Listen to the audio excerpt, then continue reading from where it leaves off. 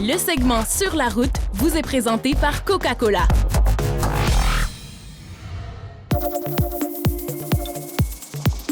Lyon est une ville absolument magnifique. Elle compte parmi ses innombrables joyaux l'Olympique lyonnais. L'OL, comme on l'appelle, est l'un des meilleurs, sinon le meilleur club formateur de la planète. Nous y avons rencontré Maxime Gonalon, le capitaine et un pur produit de ce club mythique.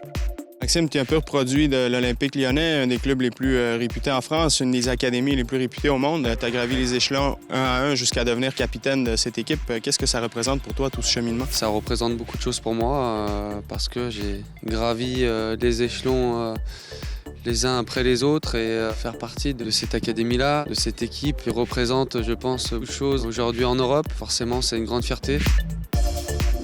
Et ses débuts maintenant.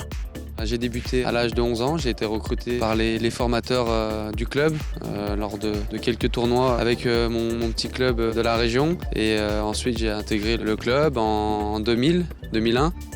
Et voilà, après j'ai franchi étape par étape en faisant la préformation jusqu'à 14 ans, en rentrant ensuite au centre de formation jusqu'à mes 18 ans et après en signant mon premier contrat pro en 2009. Te souviens-tu de ton sentiment lorsque tu as signé ce premier contrat pro? Le sentiment d'avoir une récompense au niveau du travail parce que quand on arrive au club, on a un objectif qui est assez conséquent, assez costaud, qui est de pouvoir espérer jouer et signer un contrat pro dans son club amateur.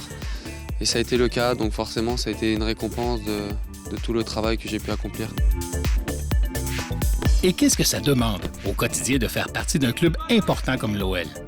On parle souvent de ce qu'on produit sur le terrain, mais il y a une chose qui est aussi importante, c'est ce qu'on fait en dehors, notamment dans notre alimentation, dans notre sommeil. Et là-dessus, j'essaye d'être irréprochable. Chaque jour compte si on veut durer dans ce métier qui est très compliqué. Il faut se donner les moyens d'être le plus professionnel possible et c'est ce que j'essaye de faire.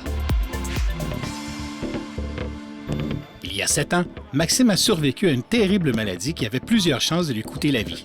Il nous en parle.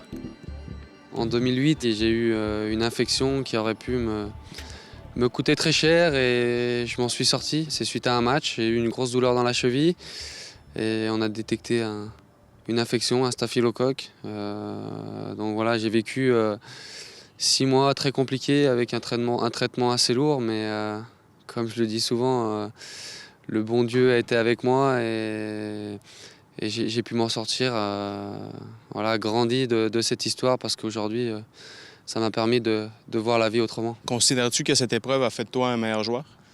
Je ne sais pas si ça a fait de moi un meilleur joueur, mais en tout cas, ça m'a fait prendre conscience que la vie peut basculer à tout moment. Et quand on a des moments un peu plus difficiles, je dirais, dans notre carrière, ça permet de relativiser et de dire que il y a des choses plus importantes des fois dans la vie.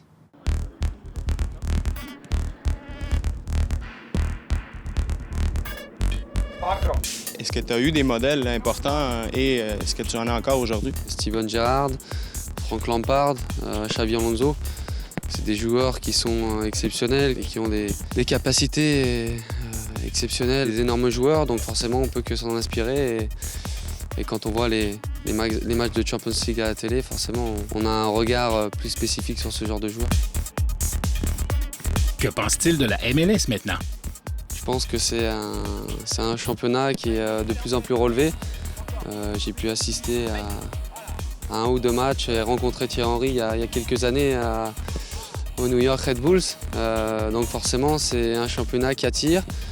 Après, moi je suis encore jeune, j'ai encore beaucoup à prouver, encore des choses à apprendre, à grandir et pourquoi pas en fin de carrière se retrouver là-bas. Ça serait peut-être une possibilité. Vous avez joué un match d'ailleurs il y a 2 ans contre l'Impact de Montréal, un très bon match, je me souviens. Quels sont tes souvenirs de Montréal et de l'organisation de l'Impact? Super expérience. Quand on voit l'Impact de Montréal, comment on a été accueillis. On a senti tout de suite que c'était un club qui respirait le foot et puis toute la popularité, les gens qui suivent le football. Voilà, les gens ont une très bonne éducation. On a été très bien accueillis et on a passé un super moment là-bas. Un seul conseil à donner à un jeune qui rêve d'une carrière de footballeur pro, qu'est-ce que tu lui dirais? Le premier, c'est déjà d'être travailleur, parce que sans ça, dans n'importe quel métier, et notamment dans le sport de haut niveau, c'est difficile de pouvoir espérer quelque chose. Après, avoir de l'humilité, parce que ça, c'est très important, de respecter les gens qui sont autour de nous. Avec toute cette expérience à un si jeune âge, quelle est sa philosophie maintenant? Quand je me lève le matin, la première chose que je me dis, c'est que je suis en bonne santé. Quand on l'a, on ne sait pas la chance qu'on peut avoir et en tout cas, c'est un réel plaisir. Maxime Gonalon, merci beaucoup. Merci beaucoup à vous. Dans le prochain reportage, nous restons à l'Olympique lyonnais, cette fois-ci pour visiter son centre de formation. Nous aurons la chance de nous entretenir avec Stéphane Roche, le directeur de l'Académie de l'OL.